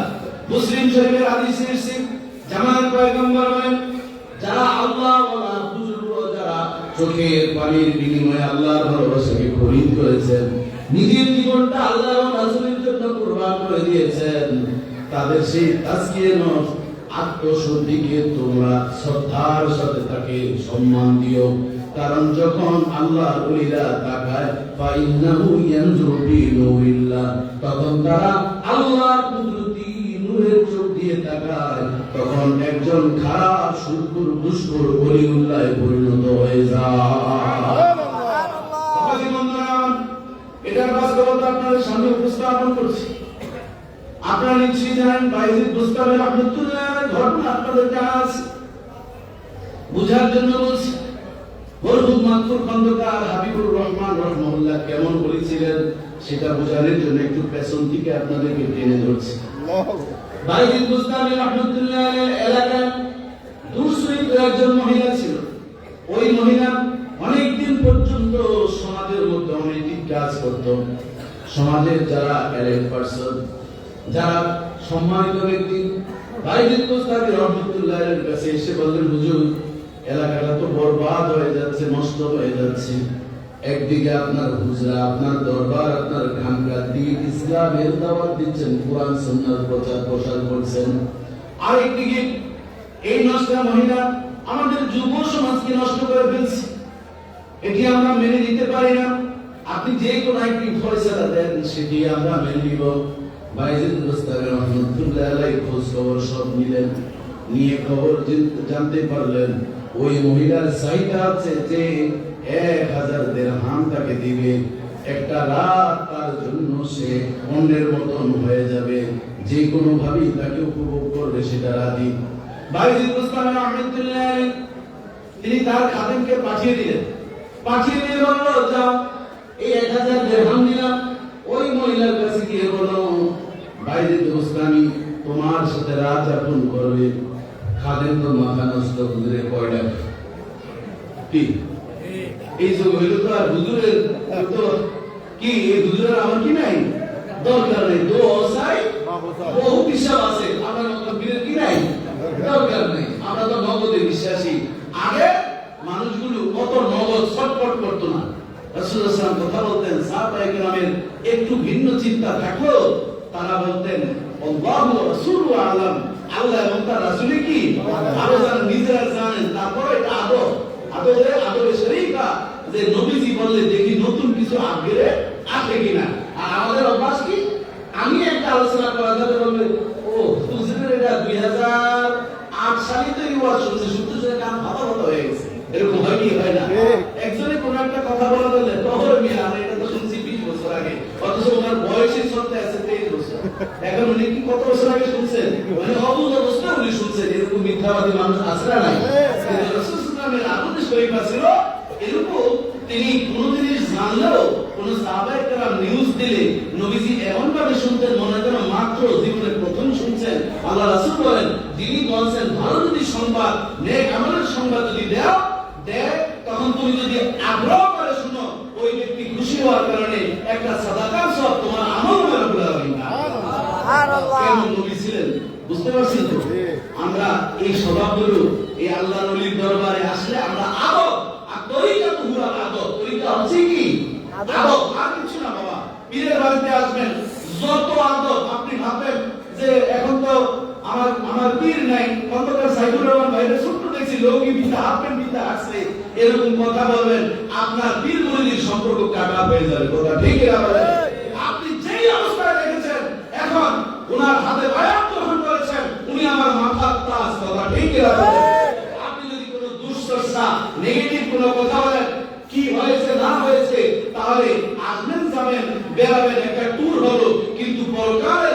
সেই নাজাতের উসিলা আপনি পাবেন না, শুধুমাত্র একটা মজা হবে। কথা ঠিক কি না বলেন? এই জন্য বাবা আর তরিকা তো হুয়া বাবা জীবনরা গভীরভাবে কথাগুলো শুনে নিন। রাসূলুল্লাহ সাল্লাল্লাহু আলাইহি ওয়াসাল্লামের আদব কেমন ছিল, আদবের শরীফা কেমন ছিল, সামাইলের টিভি যদি আপনি খোলেন দেখবেন নবীজির কাছে কোন ইহুদিরাও যদি আসতো রাসূলুল্লাহ সাল্লাল্লাহু আলাইহি ওয়াসাল্লাম দাঁড়িয়ে তাকে সম্মান করে কথা বলতেন। আমরা তো যত বড় মানুষই আসুক, আমি বসা আছি থাকবো, চেয়ারম্যান মেম্বার ওনারা আসলে দাঁড়ায়, সরকারি কর্মকর্তা অফিসাররা যাদের দাড়ি নাই মুছ নাই এদেরকে দেখলে চেয়ারদের ভেঙে চুরে পড়ে। একজন মসজিদের ইমাম সাহেবের তো হুজুর আইছেন না, চা খাইবেন নাকি না খেয়ে আইছেন, বলে কি বলে না? অথচ 5 ওয়াক্ত আপনি জান্নাত খরিদ যাদের মাধ্যমে করতেছেন, জান্নাতের যিনি পাইলট, ওই পাইলটকে আপনি দেখলে বলেন যে হুজুর আইছেন না, কি চা খাইবেন নাকি না কোন টিপ পাইলে আইছেন? কথা বলে কি বলে না? এই ধরনের অবমূল্যায়ন করে কথা বলা যাবে না। নবীজি নিজে একজন ইহুদি আসছে, তাকেও দাঁড়িয়ে কি শুধু তাই না, জীবনরা নবীজির সাথে মুসাফা করতেন। আনাস ইবনে মালিক রাদিয়াল্লাহু তাআলা বলেন খাদিমতু রাসূলুল্লাহ সাল্লাল্লাহু আলাইহি ওয়াসাল্লাম, রাসূলুল্লাহ সাল্লাল্লাহু আলাইহি ওয়াসাল্লাম 10 বছরের খাদিম ছিলাম। আমি দেখতে পেয়েছি নবীজির সাথে যে কেউ মুসাফা করেছে, যতক্ষণ পর্যন্ত ওই ব্যক্তি হাত না ছাড়তে চাইতেন ততক্ষণ জামানার পয়গম্বর হাত চেপিয়ে ধরে বসে থাকতেন। আপনি আমি কি নবীজির চেয়ে বেশি ব্যস্ত? কি আমরা কি ব্যস্ত না? আমরা তো নানান ব্যস্ত, আমরা দেখি কত ব্যস্ততা, কিন্তু নবীজি কোনোদিন ব্যস্ততা দেখাতেন না। আরেকটা ছোট্ট নবীজির আদব বলবো, আপনারা কষ্ট হচ্ছে নাকি? অনেকক্ষণ আলোচনা শুনতেছেন তো এখন অনেকের নানা অনুরোধ থাকতে পারে, কিন্তু যেভাবে আপনারা বসছেন বোঝা যাচ্ছে কামালদার দরবারে পরকালকে খরিদ করার জন্য আপনারা আসছেন। আল্লাহু আকবার। বাবা জীবনরা নবীজির সাথে কেউ যদি কথা বলতে চাইতেন, তিনি মাথাটা তার দিকে ঝুঁকে দিতেন। যতক্ষণ পর্যন্ত এই ব্যক্তি কথা বলতেন ততক্ষণ পর্যন্ত নবীজির মাথা মোবারকটা তার দিকে হেলে রাখতেন। আল্লাহ আল্লাহ আল্লাহ আল্লাহু আকবার। কি মজার নবী ছিলেন! কিভাবে আমরা নবীর সম্মান করব?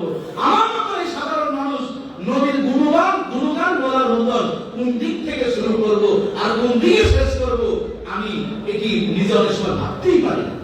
বাবা জীবনরা বাইজিদ বুস্তামি রাহমাতুল্লাহির কথা বলছিলাম। খাদেমকে পাঠিয়ে দিলেন না 1000 দিরহাম।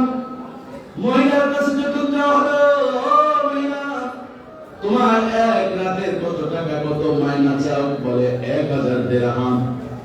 বয়সের কোনো বিভেদ আছে কিনা? কয় না, লোক বলিস আমার টাকা হইলি কি, আমার বয়স কেউ আছে, তুমি একটা আমার দরকার কি? এরকম মানুষ আছে না? এর বাকিতে একটা 3 সেকেন্ড একটা গল্প বলি। এক দোকানে কোন এক আমার এই বই সাবানের কাজে অনেক কাজ করতে হয়েছে। এক লোককে বললাম আপনি কত নেবেন? উনি বললেন এত টাকা। আমি বললাম আমরা আলেম ওলামা হিসাবে একটু কম হলে ভালো হয় না? দোয়ারও তো দরকার। কয় না, আমার দোয়ার দরকার না, আমার টাকার দরকার। এই যে এখন আমি এই ওয়াজটা প্রায় বলি, আমি একেবারে ব্যাক করে নতুন তাকিয়ে রইলাম। এটা মনে হয় 2014 কি 15 সালের কথা। উনি বলল কি, আমার হুজুর দোয়া আমার মা বাবাই করে, আমার এত দোয়ার দরকার নেই, আমার কিসের দরকার? টাকার দরকার। আপনার টাকারই দরকার? আচ্ছা ঠিক আছে, তাহলে এই কাজটা আপনি করেন। কাজটা শেষ হলো, ভাবলাম যে আমি যদি রাগ দেখিয়ে যাই আলেমের সামনে এটা কি যায় না, এই জন্য ঠান্ডা মাথাটাকে বরফ বানিয়ে দিলাম, রক্তের শরীরগুলো রেখে বরফের চাকা বানিয়ে বললাম ঠিক আছে। অনেকেই আসলে দোয়া, মা বাবার দোয়াই তো সবচেয়ে বড়। আমাদের মতনই আলেম ওলামার তেমন দরকার নেই, কাজটা করেন। কাজটা করার পর মনে মনে ভাবলাম আল্লাহ ওনার টাকাই দিন। একটু বলে কি চলে আসছে। এখন আর ও আছে না না আছে বদয়া করি না, মনে মনে ভাবলাম আর কিছু টাকার দরকার কি, টাকাই কি দিও। এরকম সমাজে মানুষ আছে না নাই? কি আছে না নাই? আপনাদের এখানে মনে নাই, আমাদের সাথে দেখা হয় আলহামদুলিল্লাহ। টাকার খুব দরকার, টাকার দরকার হতে হতে বিছানায় যখন পড়ে যায় তখন কোন খাদেম পাওয়া যায় না, কোন সেবক পাওয়া যায় না, স্ত্রীকেও খুঁজে পাওয়া যায় না। ওই স্ত্রীর সাথে হিসাব করেছে, সন্তানকে হিসাব করেছে, টাকা রাখছে সব ব্যাংকে, বউকে মোবাইলের পাসওয়ার্ড বলে না, ব্যাংকের অ্যাকাউন্ট নাম্বার বলে না, বলে ওই কুকুর আর বিড়াল রাখায়। কথা ঠিক কিনা বলে? করোনার সময় আমি ঢাকা উত্তরে আমার বাসা, উত্তরখানের ওদিকে এক বাড়িওয়ালার কথা বলতেই হয় আপনাদেরকে থাকতে যে আল্লাহকুমুত তাকাসুর হাত্তা যুরতুমুল মাকাবির। এই আয়াতের তাফসীর করতে গেলে খুব সুন্দর মিলে যায়। করোনার কথা আপনাদের মনে আছে? করোনার সময় ওরকম একজন কৃপণ স্বামী, কৃপণ বাবার অবস্থা বর্ণনা করতেছি। বাবাজি বন্ধুরা আমার সাথে একজন লোক, তিনি হঠাৎ করে বলতে বলতে, তিনি হচ্ছেন স্যানিটারি মিস্ত্রি, বিল্ডিং এর পাইপের কাজ টাজ কে করে, স্যানিটারি মিস্ত্রি। উনি বলতেছে, হুজুর গত কয়েক মাস আগের ঘটনা বলতেছি, 6 তলা একটা বাড়ির টাঙ্কি জ্যাম হয়ে গেছে, পানি আর যায় না। নিচতলা থেকে শুরু করে নিচতলার ঘরের ভিতরে পানি উঠে গিয়েছে, পানি যায় না, পানি যায় না। বাড়িওয়ালা বলবি খবর দিল, কি যত্ন আমি বিল্ডিং করেছি, বেশি দিন হয় না, কেন কোনো হলো। আমরা পাইপ ভাঙতে ভাঙতে ভাঙতে ভাঙতে হুজুর দেখতেছি 1000 কসকসা নোট, একটা দুইটা নয়, 1 বস্তা ভর্তি। তার মানে টাঙ্কিটা ভরে ভরে পাইপ পর্যন্ত চলে আসছে। ওই যে সুবহানাল্লাহ লাগছে। হ্যাঁ, এখন তো 1000 টাকার নোট ছিঁড়ে ছিঁড়ে ফেলছে। ওর চিন্তা হলো, ওরে তো জানুই এই টাকাগুলো কারে দিয়ে দাম, যদি বউ যদি বড় লোক হয়ে যায়, যদি ছেলেদের দেয়, গরিবদেরকে দিলে যদি ওরা শান্তি পায়, এই জন্য বাথরুমে বসে আর ওই ভাই দিয়ে টাকাগুলো ফেলছে আর পানি ঢালছে। এখন বাড়িঘর কি হয়ে গেছে, পুরো জ্যাম হয়ে গেছে। ওই লোক ভাবছে করোনায় মনে হয় বাঁচবো না, এই জন্য টাকাগুলো কি করছে, বাথরুমের ভিতরে ঢুকেছে। এরকম লোক আছে না নাই? ওই মহিলা হলো ওই মার্কা। তো আমার লোক হইতে গেছে, দরকার কি টাকা। বাবাজি বন্ধুরা, বাইজিদ বুস্তামি রাহমাতুল্লাহর কাছে খবর গেল, হুজুর কন্ট্রাক্ট ফাইনাল, টাকা গ্রহণ করছে। তার নাম কইছে, কি কয় কইলে, কয় যাও নামটা বলে আসো। মহিলার কাছে যখন বললো, আমাদের এলাকার দরবেশ, আমাদের কৃষ্ণা হুজুর বাইজিদ বুস্তামি আপনার সাথে রাত যাপন করবে।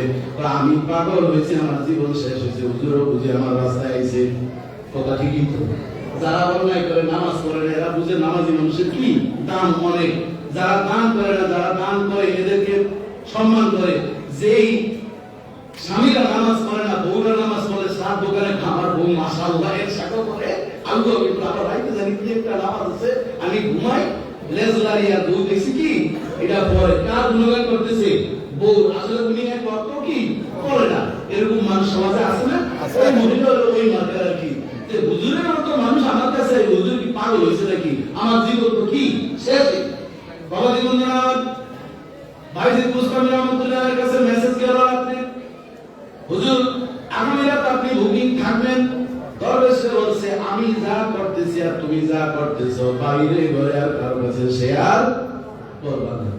আর ওই খাদেমের চিন্তা মনের ভিতরে 90% আমার হুজুরের যে কোনো প্রেমুল হাকিমে না ইয়াতলু আনিল হিকমা, উসুলের একটা পরিভাষা। এই যে আমার আলেম ওলামা এবং আমার ভাই অত্যন্ত স্নেহের ভাই, বড় আমার চেয়ে অনেক যোগ্যতা মুহাদ্দিস, গত কয়েকদিন আগে একসাথে টিভিতে প্রোগ্রাম করেছি। হুজুরের আমাদের বড় হুজুর কেবলা একটা বড় কারামত হচ্ছে 4 জন মেয়েকে বড় বড় আলেমের কাছে বিবাহ দিয়েছেন। বলেন আলহামদুলিল্লাহ। আপনারা মনে করেন কারামত হলো হুজুরের পানির মাঝখান দিয়ে হেঁটে গেছে আর আগুনের মাঝখান দিয়ে হাঁটছে, আর মাঝে মাঝে আসরের সময় কামাল্লা মাদ্রাসার উপর দিয়ে দেখলাম হাসছে, এটার নাম অনেকে মনে করে কারামত। কিন্তু ইমাম গাজ্জালী রাহমাতুল্লাহ আলাইহি বলেন, পানির উপর দিয়ে হাঁটলে আর আগুনের উপর দিয়ে গেলে আল্লাহর ওলি হয় না, এতে ইবলিসের প্রভাব হয়। কথা ঠিক না বলে যে বর্তমান আল্লাহর ওলি হচ্ছে যে মুস্তাহাব আমল ছাড়ে না, যে সুন্নাত ছাড়ে না, প্রতিবেশীর হক নষ্ট করে না, যে প্রতিবেশীর হক যিনি আদায় করেন তিনি হচ্ছেন ওলিউল্লাহ। কথা ঠিক না বলে বাবা জীবন আমার গভীর মনোযোগ। ওই খাদেম ভাবতেছেন হুজুর যা করতেছেন ফিরাইল হাকিম লা ইয়াকুলানিল হিকমা, যিনি হাকিম তার কোন কাজ হয়তো হতে পারে না, আমার হুজুর এই কাজ করতে পারে না, নিশ্চয় এর ভিতরে কোন না কোন হিকমত আছে। হিকমত আছে না নাই? আছে। আপনারা কি সবাই হিকমতের পক্ষে তো? আছে। হাজার গান তো দেখি।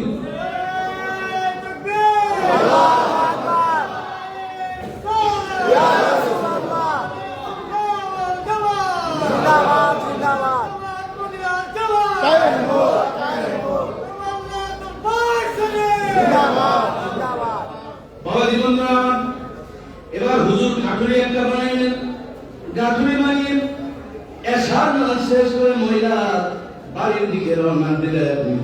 মহিলা আজকে বড় বিপদগ্রস্ত অবস্থা। আল্লাহ এমন বুজুর্গ ব্যক্তি আসে না জানি আমার কি হয়ে যায়। মহিলা বড় বিপদগ্রস্ত অবস্থা। হুজুর যখন চলেন, মহিলা কোনদিন কোন খদ্দর যারা আসে সালাম দেয় না। মহিলা আজকে বলতেছেন আসসালামু আলাইকুম ওয়া রাহমাতুল্লাহ। সালামের এমন পাওয়া, সালাম দিয়েছেন হুজুরকে আগে, হুজুর উত্তর দিলেন, শান্তি ঘোষিত হয়ে গেছে। কথা ঠিক কিনা বলেন? এখন সালাম কার নাম? আল্লাহর নাম। শান্তি শুরু হয়ে গেছে। হুজুর একটা ছোট্ট জামিউল কালাম ভাইকে বললেন, ও মহিলা, তোমার সাথে কন্টাক্ট, আমি যা বলবো তাই তো মানবে। জি, টাকা পাইছো তো? পাইছি। তাহলে এই যে গাঠড়ি থেকে একটা কাপড় দিয়ে বললেন, যাও তুমি গোসল করো আর এই কাপড়টা পরে আসো। শুরু হয়েছে তো খেলা। এখন সেমিফাইনাল চলতেছে, খেলা হবে। ওই খেলা হবে, এটা না, এটা হলো আমি খেলা আর কি। বাবা জীবন মহিলারা কথাবার্তা বলেন, গোসলটা এখন না, গোসল তো পরে করে না, আগে গোসল, এরপর জামা, এরপর আসা। তিনটা কথা যখন বলেন, মহিলা ডানে বামে উপরের দিকে তাকিয়ে বুঝতেছেন আজকের খেলা ভিন্ন জগতের, এটা এই জগতের না। মহিলার সব চিন্তা চেতনা চেঞ্জ হয়ে গেল। মহিলা গোসল করে পোশাকটা পরিধান করে আসে। হুজুরের ব্যাগ থেকে আরেকখান যন্ত্র বাইর করেন। ওই যন্ত্র হচ্ছে আজ থেকে 720 বছর পূর্বে শাহজালাল ইয়ামানী রাহমাতুল্লাহ আলাইহি যখন রাজা গৌরগোবিন্দ সমস্ত যানবাহন বন্ধ করে দিয়েছেন, আল্লাহর ফেরি জায়নামাজ বন্ধ হয় নাই। ওই ফেরি চালু হয়ে গেছে। তেমনিভাবে বাইতুল মুস্তামি রাহমাতুল্লাহ শাহজালাল ইয়ামানী রাহমাতুল্লাহ আলাইহি সেই ফেরিটা জায়নামাজ বিছিয়ে দিলেন। বিছিয়ে দিয়ে বললেন, মহিলা, তুমি জায়নামাজে দাঁড়িয়ে যাও, নামাজ পড়ো। নামাজ তো পড়তে জানি না, সূরা কেরাত জানি না, কিচ্ছু লাগবে না, তুমি জায়নামাজে দাঁড়াও আর এভাবে হাত তুমি বাঁধো। যখন জায়নামাজে দাঁড়াইয়া হাত বাঁধবেন, আল্লাহর নবী বাইতুল মুস্তামি রাহমাতুল্লাহ আলাইহি বলেন, ও মালিক, আমার দায়িত্ব ছিল এই মহিলাকে জায়নামাজে উঠিয়ে দাও আর হেদায়েত করো। মালিক তুমি আল্লাহ। ওই মহিলা তখন উঠে গেলেন, হাত যে বাঁধলেন, ওই বাঁধতে বাঁধতে কি করেন নিজেও না, এমনি করে করে জীবনীতে পাওয়া যায় সারাটা রাত শেষ হয়ে গেল। মুয়াজ্জিন বলতেছেন, আসসালাতু খায়রুম মিনান নাওম। এই আওয়াজ যখন আসলো, মহিলা তখন সিজদা থেকে উঠলেন। মহিলাকে ডাক দিলেন, ও মহিলা, তুমি কি বুঝলে একটু আমাকে বলো।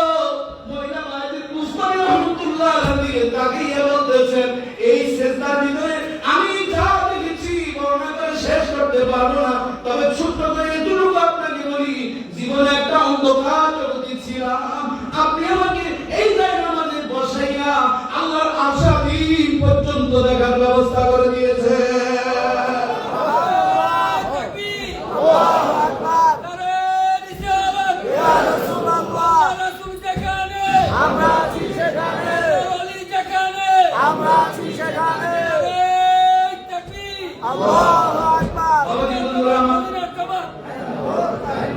এজন্য আল্লাহ সুবহানাহু ওয়া তাআলা বলেন, ইন্নাল্লাযীনা আমানু ওয়া আমিলুস সালিহাতি সায়াজআলু লাহুমুর রাহমানু উদ্দা। যারা ঈমান এনে নেক আমলটা সহিহ আকীদার মাধ্যমে নেক আমল করে থাকে, রব্বুল আলামিন তাদের মধ্যে কি দান করেন? ভালোবাসা। অর্থাৎ এই নেক আমলের ভালোবাসার মাধ্যমে ফাইন্নাহু ইয়ানজুরু বিনুরিল্লাহ, সে আল্লাহর নূরের তাজাল্লির মাধ্যমে তাকালে ওরকম দুশ্চরিত্রা নারীকে ওলিউল্লাহ বানিয়ে দেন কে? বাবা জীবন বন্ধুরা, আমার আলোচনা প্রায় শেষ পর্যায়ে, 2-3 মিনিটের মধ্যে আমি শেষ করছি। আব্দুল কাদের জিলানী রাহমাতুল্লাহর ঘটনা জানেন। নিজামউদ্দিন আউলিয়া কিভাবে হলো একই সিস্টেম। ও যে রে লেগে গিয়েছে, ওলিউল্লাহর নজরের ভিতরে যে রে দান করেছেন, সেটা কেমন? এখন এখন বর্তমানে প্রাণীবিদ্যারা গবেষণা করে দেখেছেন একটা কচ্ছপ ডিম পারে কোনোদিন খবর নেয় না। 1 মাইল না 2 মাইল না 3 কিলোমিটার দূর থেকে কচ্ছপের চোখ থেকে একটা রে চলে আসে। ওই রে এমন ফায়েজ এবং ফোকাস এবং শক্তি রব্বুল আলামিন 3 কিলোমিটার দূর থেকে কচ্ছপের ডিম থেকে বাচ্চা তাপের মাধ্যমে বের করে দেন। যিনি বের করে দেন তিনি কে? আল্লাহ।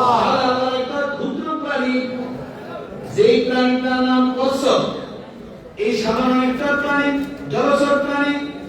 এই প্রাণীর মধ্যে যদি রব্বুল আলামিন চোখের ভিতরে যদি এলে দিতে পারেন, আর খন্দকার হাবিবুর রহমান রাহমাতুল্লাহকে আমি দেখতে পেয়েছি।